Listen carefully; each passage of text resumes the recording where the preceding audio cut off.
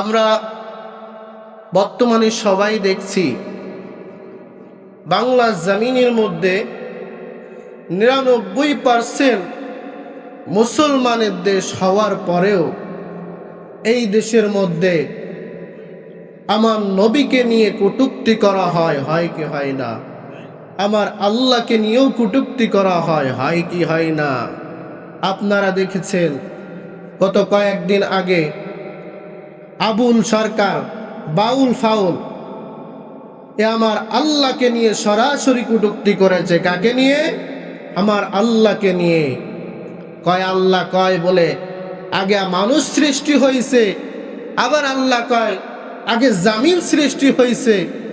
আল্লাহ এক মুখে কয় কথা কয় নাউজুবিল্লাহ। আমাদের থেকে আল্লাহ সব থেকে ভালো জানেন কি জানেন না? সব দিক থেকে সর্বাধিক জ্ঞান আল্লাহ তাআলার আছে। আমরা আল্লাহর কাছে কিছুই না, আমাদেরকে আল্লাহ তাআলা সৃষ্টি করেছেন। আবার কোরআনের ৩০ নম্বর পারার একটা সূরাকে নিয়ে ওই বেঈমান এই জানোয়ার কটূক্তি করেছে, বলে কুল আউযু বিরাব্বিন নাস মালিকিন নাস নাউযুবিল্লাহ নাউযুবিল্লাহ। আল্লাহ শুধু নাসে নাউযুবিল্লাহ।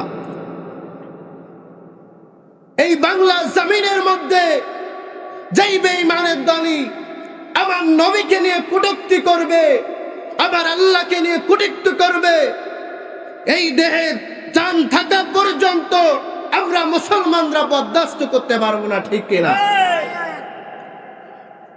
তোমরা ভারতের মধ্যে মুসলমানদেরকে সংখ্যালঘু পেয়ে তোমরা মুসলমানদেরকে রাম রাম বলাও, কান ধরে উঠবাস করাও, আর আমার বাংলা জমিনের মধ্যে তোমার ধর্মীয় লোককে আমরা, তোমাদের ধর্মীয় লোককে আমরা নিজের মুখের মধ্যে আমাদের জিহ্বাটা যেমন নিরাপদ ঠিক এমন নিরাপদে রেখেছি, তারপরেও তোমরা আমাদের ধর্ম নিয়ে, আমাদের নবীকে নিয়ে, আমাদের শ্রেষ্ঠ নবীকে নিয়ে, আমাদের আল্লাহকে নিয়ে কটূক্তি করবা, এটা আমরা কখনো বরদাস্ত করতে পারবো না। ঠিক কিনা?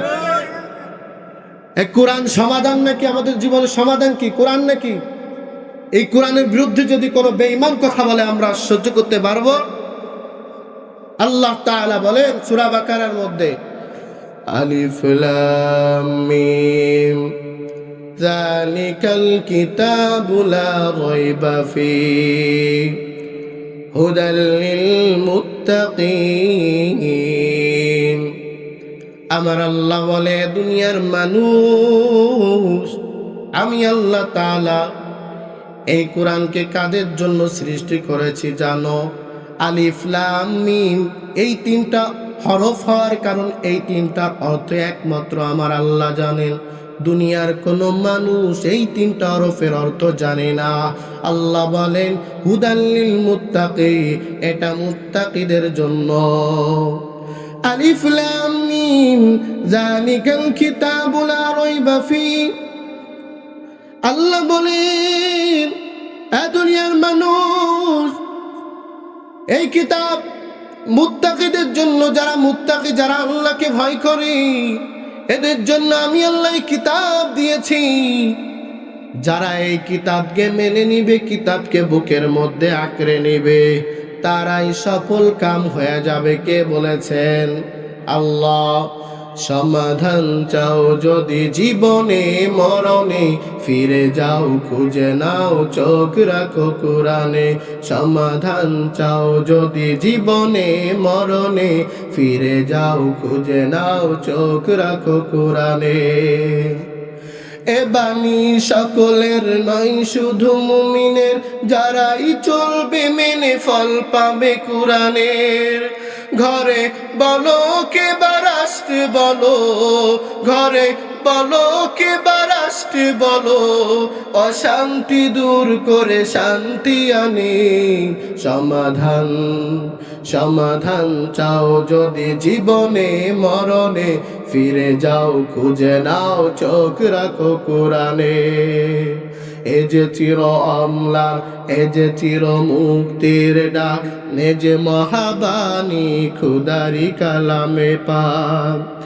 এই দুনিয়ায় আর সেই দুনিয়ায়, এই দুনিয়ায় আর সেই দুনিয়ায় অশান্তি দূর করে শান্তি আনে।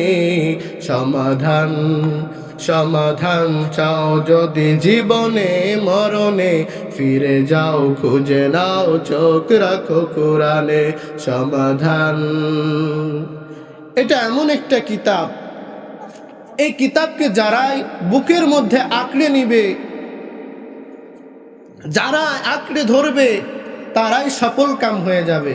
সে হোক বেধর্মী, সে যদি ইসলাম গ্রহণ করে এই কোরআনকে বুকের মধ্যে আঁকড়ে ধরে, সে সফল কাম হয়ে যাবে। কি হয়ে যাবে? তো আমি যে আয়াত তেলাওয়াত করেছি, আয়াতের প্রসঙ্গে কথা বলবো ইনশাআল্লাহ। وَقَضَى رَبُّكَ أَلَّا تَعْبُدُوا إِلَّا إِيَّاهُ وَبِالْوَالِدَيْنِ إِحْسَانًا। আল্লাহ বলেন, ও দুনিয়ার মানুষ, আমি আল্লাহর পক্ষ থেকে চূড়ান্ত সিদ্ধান্ত হয়ে গিয়েছে। কার পক্ষ থেকে চূড়ান্ত সিদ্ধান্ত হয়ে গিয়েছে? আওয়াজ দিতে হবে, আমি একা কথা বললে তো আমার কণ্ঠ থাকবে না।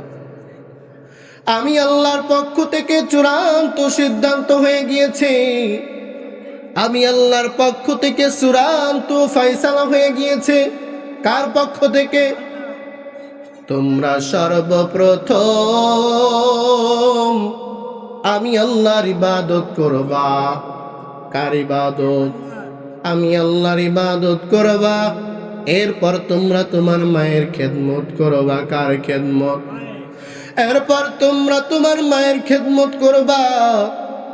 এরপর তোমার বাবার খেদমত করবা। সাহাবী আল্লাহর নবীকে ডেকে ডেকে বলো, নবী গো, আমি কার খেদমত করব? নবী কয়, ও সাহাবী, তুমি তোমার মায়ের খেদমত করবা। সাহাবী আবার নবীকে কয়, ও নবী, আমি কার খেদমত করব? নবী কয়, ও সাহাবী, তুমি তোমার মায়ের খেদমত করবে। আবার সাহাবী বলে, ও নবী, আমি কার খেদমত করব? নবী বলে, ও সাহাবী, তুমি তোমার মায়ের খেদমত করবা। আবার সাহাবী কয়, ও নবী গো, আমি কার খেদমত করব? নবী কয়, ও সাহাবী, তুমি তোমার বাবার খেদমত করবা। কয়বার মায়ের কথা বলেছেন? 3 বার মায়ের কথা বলার পর সাহাবী একবার বাবার কথা বলেছি। কেন রে? 3 বার মায়ের কথা কেন বলেছে জানো? এর নবীর উম্মতের দলের আল্লাহর গোলাম, মায়ের দলগুলো এমন কষ্ট সহ্য করে, যেই 3টা কষ্ট কোনো বাবার দলেরা সহ্য করে না। আমার আল্লাহ বলেন, ওয়াসাইনাল ইনসানা বিওয়ালিদাইহি ইহসানা হামালাতহু উম্মুহু কুরহা ওয়া ওয়াদাতুহু কুরহা। আবার আল্লাহ বলো, দুনিয়ার মানুষ, তোমরা তোমার মায়ের সঙ্গে ভালো আচরণ করবে, তোমার বাবার সঙ্গে ভালো আচরণ করবে, তোমার মায়ের সঙ্গে ভালোবাসায় কথা বলবে। এমন ভাষায় কথা বলবা যেন তোমার মা তোমার কথা শুনে কষ্ট না পায়, তোমার বাবাও যেন তোমার কথায় কষ্ট না পায়। আল্লাহ তাআলা এই আয়াতের মধ্যেই জানা দিলেন, ও দুনিয়ার মানুষ, 3 বার কেন আমার নবী মায়ের কথা বলেছে জানো রে? আবার আল্লাহ কয়, ও দুনিয়ার মানুষ, মা জাতি এমন 3টা কষ্ট সহ্য করে রে, এই 3টা কষ্ট কোনো বাবার দল সহ্য করে না। 1 নম্বরে সন্তানকে জন্ম দেওয়ার কষ্ট সহ্য করে, 2 নম্বরে সন্তানকে দুধ পান করানোর কষ্ট সহ্য করে, 3 নম্বরে সন্তানকে লালন পালন করার কষ্ট সহ্য করে।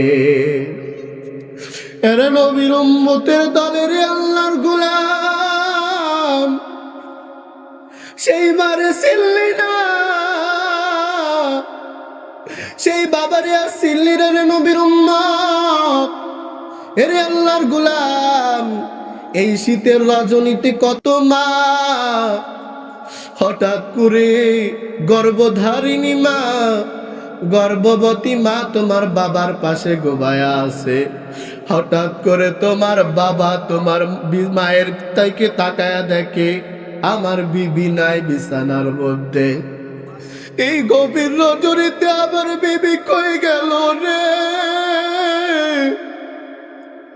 এদিকে ওদিকে বিবিরে খুঁজে, ও বিবি কই গেলা? বাগানে অন্ধকারের মধ্যে বসে বসে বিবি কাঁদে, ওরে আমার আদরের স্বামী,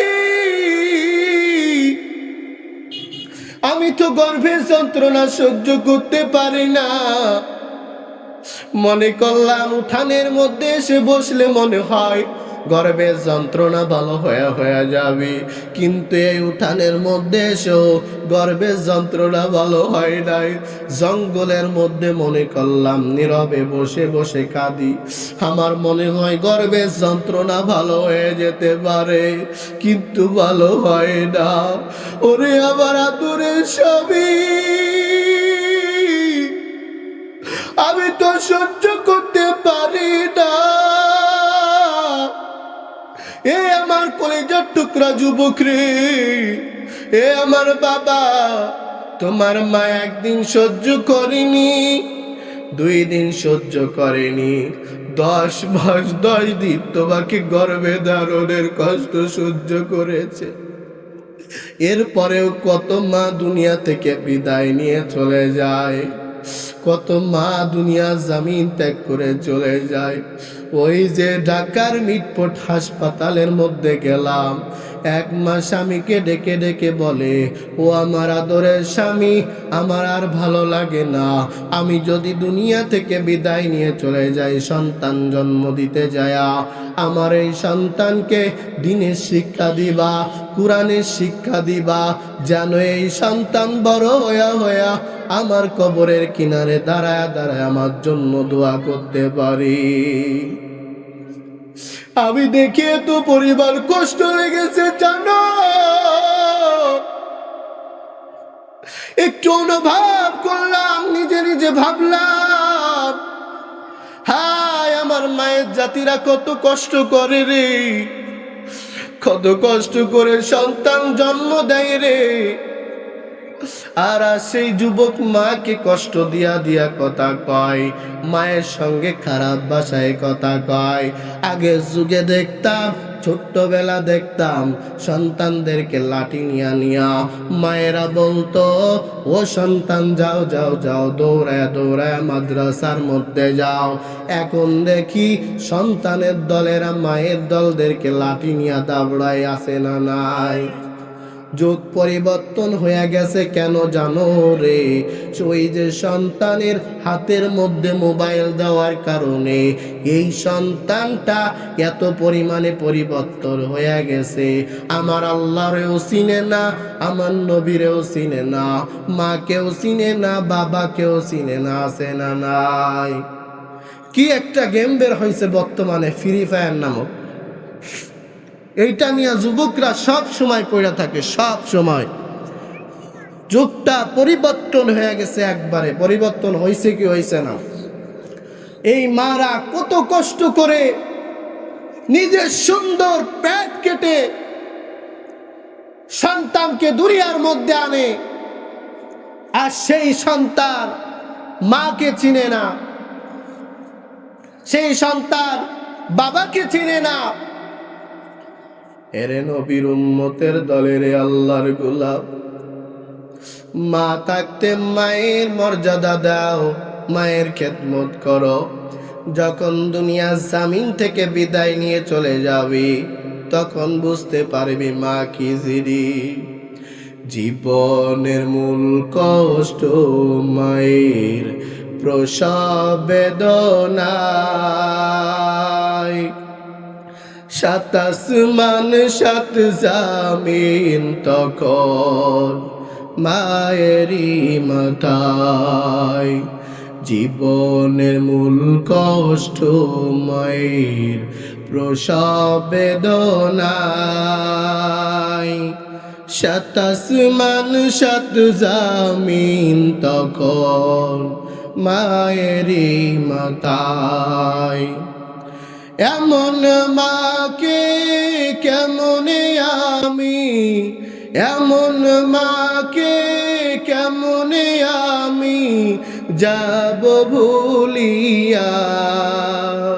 মা গো মা, ও আমার প্রাণের মা, জনম দুঃখী ইয়তীম আমি, চাই না কেহ ফিরিয়া।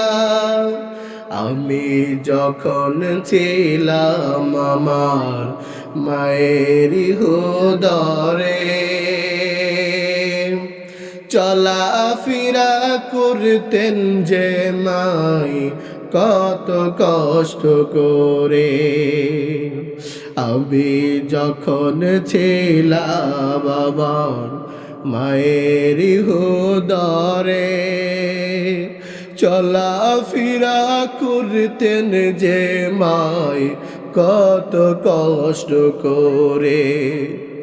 আমার সুন্দর মুখ দেখে মায়ের, আমার সুন্দর মুখ দেখে মায়ের ব্যথা দেয় যে আশায়া। মা গো মা, ও আমার প্রাণের মা, জনম দুঃখী ইয়তীম আমি, চাই না কেহ ফিরিয়া। এরে নবীর উম্মতের দল, এরে আল্লাহর গোলামের দলেরা, মা কি জিনিস যখন দুনিয়া থেকে বিদায় দিবে তখন বুঝবা। বাবা কি জিনিস যখন দুনিয়া থেকে বিদায় নিবি তখন বুঝবা তোমার বাবা তোমার জন্য কেমন নিয়ামত ছিল। এরে আল্লাহর গোলামের দলের, আরে নবীর উম্মতের দল, আজ থেকে 3 বছর আগে বাবাকে হারাইছি। বাবা কত সুন্দর করে ডাক দিয়ে বলতো, ও আমার আদরের সন্তান। যখন বাবা এমন করে ডাকতো রে, কলিজাটা ঠান্ডা হয়ে যাইতো। কত যুবকেরা কর বাবার বাবা কয়া ডাকে রে,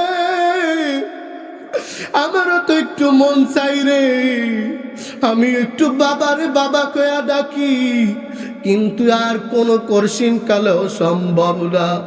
ওই যে যখন মাদ্রাসার মধ্যে পড়তাম, জানালার কিনারে এসে এসে বাবা বলতো, ও আমার কলিজার টুকরা সন্তান কই আয়। ঘুমের মধ্যে বিভোর হয়ে থাকতাম, বাবা যখনই ডাক দিত বাবার এক ডাকে উঠিয়া চলিয়া আসতাম। ও বাবা কি বলবি, বাবা কার আদরের সন্তান, দেখ তোর জন্য আমি কত চমৎকার দুধ নিয়ে এসেছি, কলা নিয়ে এসেছি, আম নিয়ে এসেছি। বাবারে বলতাম, ও বাবা আপনি না খেয়ে কেন আমার জন্য এনেছেন? বাবা কয়, ওরে সন্তান, তুমি খেলে তোমার মাথার বৃদ্ধি হবে, তোমার পড়ালেখা ভালো হবে। আর সেই বাবাকে হারিয়ে নিঃস্ব হয়ে গেলাম। ও নবীর উম্মতের দলেরা, ওরে আল্লাহর গোলামের দলেরা, দাঁত থাকতে দাঁতের মর্যাদা দাও, মা থাকতে মায়ের মর্যাদা দাও, মায়ের খেদমত করো, বাবা থাকতে বাবার খেদমত করো। এরে আল্লাহর গোলাম, সন্তানকে যদি ভালো সন্তান বানাইতে চাও, সন্তানের থেকে যদি খেদমতের আশা করো রে, তোমাদেরও কিছু কাজ করতে হবে। সন্তান যখন জন্ম নিবি, সন্তান জন্ম নেওয়ার সঙ্গে সঙ্গে সন্তানের সুন্দর একটা নাম রাখতে হবে। কি রাখতে হবে? সন্তানের সুন্দর একটা নাম রাখতে হবে। এক বাবা হযরতে ওমরের কাছে আসিয়া বলে, ও খলিফাতুল মুসলিমিন গো, ও খলিফাতুল মুসলিমিন, আমার সন্তান আমার খেদমত করে না, সন্তান মায়েরও খেদমত করে না। খলিফাতুল মুসলিমিন ওই সন্তানকে ডেকে ডাকাইলেন, খলিফাতুল মুসলিমিনের কাঠগড়ার মধ্যে দাঁড় করাইলেন। দাঁড় করায় করায় কয়, ও যুবক, তুমি তোমার মায়ের খেদমত করো না কেন? তুমি তোমার বাবার খেদমত করো না কেন? যুবক কয়, ও খলিফাতুল মুসলিমিন, ইসলামে কি শুধু মায়েরই খেদমত আছে, বাবারও খেদমত আছে? খলিফাতুল মুসলিমিন কয়, রে না না না, ইসলামে বাবার সন্তানেরও খেদমত করবি। তিনটা হক রয়েছে সন্তানের প্রতি। কয়টা? এক নম্বরে, সন্তান যখন দুনিয়া জামিনের মধ্যে আসবে রে, সন্তানের সুন্দর একটা নাম রাখতে হবে। কি রাখতে হবে? আওয়াজ দিয়া কথা বলবেন। এ নবীর উম্মতের দল, সন্তানের সুন্দর একটা নাম রাখতে হবে। দুই নম্বরে, নিসাউকুম হারসুল লাকুম, এমন একজন মা নির্বাচন করতে হবে যেই মা দিনদারি, নামাজ আদায় করে। তিন নম্বরে, সন্তান যখন একটু বড় হবে, সন্তানকে দ্বীনি শিক্ষায় শিক্ষিত করতে হবে, কোরআনিক শিক্ষায় শিক্ষিত করতে হবে। আমাদের সন্তানরা যখনই 5 বছর 7 বছর বয়স হয়, দেখি মোবাইল, তাস খেলে, জুয়া খেলে। মোবাইলের মধ্যে বর্তমানে জুয়া বের হয়েছে, জুয়া খেলে, তাস খেলে, সিগারেট খায়। হতভাগা সন্তান এগুলা। আমি তো অবাক হয়ে যাই দেখে। ছোট্টবেলা দেখতাম কোন ছোট বয়সে ছোট মানুষ যখন মুরব্বীদেরকে দেখে বিড়ি সিগারেট খাইতো, আবদালে খাইতো, পালিয়ে পালিয়ে খাইতো, কিন্তু এখন ওপেনে খায়। মুরব্বীরাও কিছু পায় না, সমাজের মধ্যে কোনো বিচার আচারও নাই, এজন্য ওপেনে টানা শুরু করে। ঠিক কিনা জোরে বলে? এরে আল্লাহর গোলামের দলেরা, আমি আপনারে বলি না রে বাবা, আপনার সন্তানকে বড় বিডিআর বানান, বড় র্যাব বানান। আপনি আপনার সন্তানকে সর্বপ্রথম একটু কোরআনিক শিক্ষা দেন, যেন এই সন্তান জানাজার মধ্যে দাঁড়ায় দাঁড়ায় দোয়া করতে পারে, আপনার জন্য দোয়া করতে পারে। কবরের কিনারে দাঁড়ায় দাঁড়ায় রব্বির হামহুমা কামা রব্বায়ানি সগীরা বলিয়া বলিয়া দোয়া করতে পারে। এরে বাবা, সন্তান নাই, কোনো টেনশন করিয়েন না। এই যে আপনাদের মাদ্রাসার মধ্যে দেখবেন কত এতিম সন্তান আছে, একটা সন্তানের দায়িত্ব নিয়ে নেন। এই সন্তানের দায়িত্ব নিয়ে আপনি ভরণ পোষণ করান, এই সন্তানকে খাওয়ান, এই সন্তানের জামা কাপড় দেন। কাল কিয়ামতের ময়দানে যখন গুনাহের কারণে আপনাকে আল্লাহ বলবে, এ বান্দা যাও যাও, তোমার জন্য আমার জান্নাত নয়। আল্লাহ তাআলা এই কথা বলার সঙ্গে সঙ্গে ওই যেই বান্দাকে, যেই ছাত্রকে আপনি ভরণ পোষণ দিলেন, যেই ছাত্রকে আপনি খাওয়াইলেন, ওই ছাত্র বলবে, ও দয়ার মালিক, আজকে যদি আবার ওই লজিকওয়ালা আমার ভরণ পোষণ দেওয়ালা আপনার বানানো জাহান্নামে চলে যায়, আমিও আপনার জান্নাতের মধ্যে প্রবেশ করব না, আমাকেও আপনার জান্নাতের মধ্যে প্রবেশ করাবেন না, আমিও জাহান্নামের মধ্যে প্রবেশ করব। আল্লাহ বলবে, ও ফেরেশতার দলেরা রে, দ্রুত করে করে এই বান্দার যে ভরণ পোষণ দিল, যে দায়িত্ব নিল, তাদেরকে সহ আমার এই কোরআনের হাফেজকে জান্নাতের মধ্যে প্রবেশ করায় দাও। সুবহানাল্লাহ। আরে আল্লাহর গোলামের দল, সন্তানকে কোরআন আলো বানাও। সন্তানকে বিডিআর বানাইতে কই না, সন্তানকে রাবু বানাইতে কই। তবে সন্তানকে সর্বপ্রথম একটু কোরআনিক জ্ঞান দিয়া দাও। আরে আল্লাহর গোলাম, এক আল্লাহর বান্দা, অনেক বছর ধরে হাতও নাই পাও নাই, অন্ধ মক্কার কিনারে বসে বসে বসে বসে দোয়া করে আল্লাহর কাছে। একজন আল্লাহর ওলি অনেক বছর ধরে হজ করে, কি করে, হজ করে। আর দেখি এই বান্দা মক্কা শরীফের কিনারে বসে বসে বসে কান্না করে। একবার আল্লাহর ওলি বলে, ও ভাই, আপনার হাতও নাই পাও নাই, আপনি কাবা শরীফের কিনারে বসে বসে কেন কান্না করেন, আমার একটু বলবেন? আল্লাহর ওলি রে কয়, ও আল্লাহর ওলি গো, আপনি শুনে কি করবেন গো, আপনি কি সমাধা করতে পারবেন? আল্লাহর ওলি কয়, ও ভাই একটু বলেন, শুনি শুনি শুনি। আল্লাহর ওলি রে কয়, ও আল্লাহর ওলি গো, আজ থেকে অনেক বছর আগে আমার বাবা, আমি যখন ছোট্ট তখন দুনিয়া থেকে বিদায় নিয়ে চলে যায়।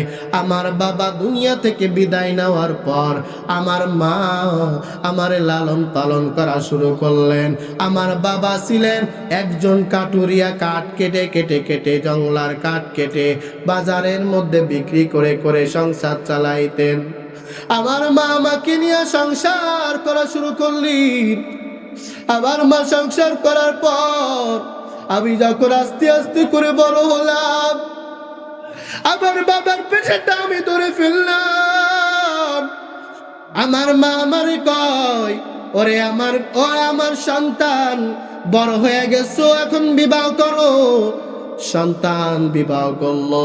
সন্তান বিবাহ করার পর এই সন্তান কাঠ কাটতে যায়। সন্তান একদিন বিবিকে ডেকে বলে, ও আমার কলেজার টুকরা বিবি, আজকে আমি কাঠ কাটতে জঙ্গলার মধ্যে যাইতেছি, দুপুরের খাবার আর রাত্রের খাবার নিয়ে পৌঁছায় দিয়ে আসবা। রাত্রের খাবার আর সকালের খাবার নিয়ে দিয়ে আসবা। আমার বিবি সকালের খাবারও দেয় নাই, দুপুরের খাবারও দেয় নাই, রাত্রের খাবারও দেয় নাই। বিকাল বেলা জংলার কাঠ কেটে বাজারের মধ্যে বিক্রি করে বাড়িতে এসে কয়, ও বিবি রে, তোমারে না কইছি আমার জন্য ভাত নিয়ে যাইবা, তুমি তো ভাত, বিবি তুমি কেন ভাত নিলা না? বিবি ডেকে ডেকে কয়, ও আমার আদরের স্বামী, তোমার বাবা তোমার মা আমার সঙ্গে আজকে ঝগড়া করেছি, তোমার মা আমার সঙ্গে আজ খারাপ ব্যবহার করেছি। আজকে হয়তো এই সংসারের মধ্যে তোমার মা থাকবি আর নয় আমি থাকবো, নাই তোমার মা থাকতে পারবি না, আর নয় আমি থাকবো, নাই তোমার মা থাকবে না, দুইটার একটা করো। এই সন্তান কয়, আমার মা শীতের রাত্রের বেলা আগুন তাপাইতেছে, আমি ঘরের মধ্যে যায় মাকে এত জোরে এক লাথি মারলাম, লাথি মারার সঙ্গে সঙ্গে মা আগুনের মধ্যে পড়ে সঙ্গে সঙ্গে দুনিয়া থেকে বিদায় দিছে। আমি মাকে লাথি মেরে হতভাগা হয়ে গেলাম রে, আমি কেন আমার মার লাথি মারলাম রে? আমি আমার মায়ের জানাজা সারলাম, দাফন করলাম, করার পর ভাবলাম যেই বিবির জন্য আজ আমার মাকে বিদায় করে দিলাম দুনিয়া থেকে, আর সেই বিবিকেও রাখবো না, বিবিকেও বিদায় করে দিলাম। এরপরে ভাবলাম আল্লাহ তো আমাকে ক্ষমা করে নাই, আমি যেই পা দিয়ে আমার মার লাথি বেড়েছি ওই পাও আমি রাখবো না, আমি ওই পাও কেটে ফেললাম কুড়ালের দ্বারা। কাটার পরে আমি মনে মনে কেমন যেন ভাবতে লাগলাম, আমারে আরো এক পাও কেটে ফেলবো, আমার আল্লাহ হয়তো আমাকে মাফ করে নাই। দুই পা কেটে ফেললাম, তবুও কেমন যেন মনের মধ্যে মনে হচ্ছিল যে আমাকে মনে হয় আমার আল্লাহ মাফ করে নাই। আমার দুইটা হাতও কেটে ফেললাম, এরপরেও কেন যেন মনে হলো আমার আল্লাহ মনে আমারে মাফ করে নাই। এরপরে আমি নিজের আঙ্গুল দ্বারা দুটো চক্ষু উঠায় ফেললাম। এরপরে আজ অনেক বছর ধরে কাবার কিনারে বসে বসে মালিক রে কই, ও দয়ার মালিক আমারে মাফ করে দেন, আমি বউয়ের কথা শুনে আমার মাকে হত্যা করে ফেলেছি, আমার মাকে দুনিয়া থেকে বিদায় করে ফেলেছি। ও আল্লাহর ওলি গো, আপনি যেহেতু আল্লাহর ওলি, একটু মুরাকাবা করে দেখেন। আল্লাহ তো আপনার কাছে বলতে পারে, আল্লাহর সঙ্গে তো আপনারা সরাসরি কথা বলতে পারেন। মুরাকাবা করে দেখেন। আল্লাহর ওলি সেজদায় পড়ে আল্লাহরে কয়, ও দয়ার মালিক, আপনি কি আপনার ওই বান্দাকে ক্ষমা করেছেননি? আল্লাহ কয়, ও আমার বন্ধু শোনো শোনো, এই বান্দা যদি কিয়ামত পর্যন্ত কাবার কিনারে বসে বসে আমি আল্লাহর কাছে ক্ষমা চাই, আমি আল্লাহ ক্ষমা করব না যতদিন পর্যন্ত তার মা তারে ক্ষমা না করবি। এ নবীর উম্মতের দল, এ আল্লাহর গোলামের দলের আরে ওই লোক কান্না করে আর বলে, ও আল্লাহর ওলি, আমি এখন কি করব? আমারে তো আল্লাহ ক্ষমা করবি না। আল্লাহর ওলি কয়, ও আল্লাহর বান্দা, আসো আমার সঙ্গে, আসো আসো, তোমার মায়ের কবরের কাছে আসো। মায়ের কবরের কাছে যায়া যায়া মায়ের জন্য দোয়া করলেন। রে বাবা, এরে বাবা, আমরা যে কবরের কিনার দিয়ে যাই আর আমরা কবরকে সালাম দিই, আসসালামু আলাইকুম ইয়া আহলাল কুবুর। এই সালামটা শুনতে পাই কি পাই না? এই সালাম শুনতে পায় এবং বলে, আমার সন্তানের দেখো চুল পেকে গেছে, আমার সন্তানের দাড়ি পেকে গেছে, তবু আমার সন্তান কবরের কিনারে এসে আমার জন্য দোয়া করে, আমারে সালাম দেয়, আমি এই সন্তানকে ক্ষমা করে দিলাম। এ নবীর উম্মতের দল, এই আল্লাহর গোলামের দলের আরে কয়েক মিনিটের মধ্যে শেষ করে দিব রে বাবা। এ আল্লাহর গোলাম, তোমরা তোমার মাকে কষ্ট দিছো, ওই কবরের কিনারে দাঁড়ায় দাঁড়ায় দাঁড়ায় মায়ের জন্য দোয়া করবা, কালকে দোয়া করবা, ও মা, তোমার সঙ্গে বিয়াদবি করে ফেলছিলাম, ও বাবা, তোমার সঙ্গে আমি বিয়াদবি করে ফেলছিলাম, আমারে ক্ষমা করে দাও। আর বেশি বেশি করে মা বাবার রেখে যাওয়া সম্পদগুলোকে দান করবা, বেশি বেশি করে, পারবো তো? আল্লাহ তাআলা আমাদের সবাইকে মা বাবার খেদমত করার তৌফিক দান করুক। সর্বপ্রথম যেই কথাগুলো বলেছি